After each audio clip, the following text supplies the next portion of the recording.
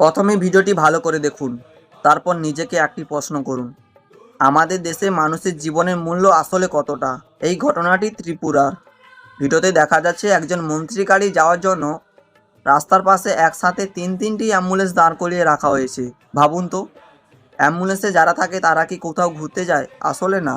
সেখানে থাকে এমন মানুষ যারা অসুস্থ, তাদের দ্রুত হাসপাতালে পৌঁছানো খুবই জরুরি।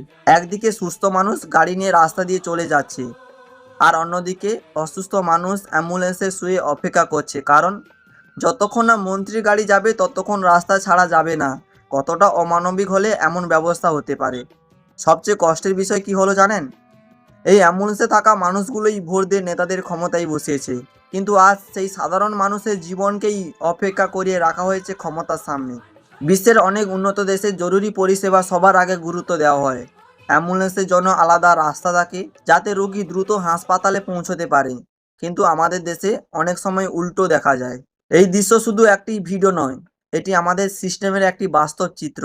যদি সত্যি উন্নত দেশ গড়তে চাই, তাহলে এই মানসিকতা এবং এই সিস্টেম দুটোই দ্রুত পরিবর্তন হওয়া দরকার। কারণ একটি সভ্য সমাজে মানুষের জীবন সবার আগে হওয়া উচিত, কোনো মন্ত্রীর গাড়ি নয়।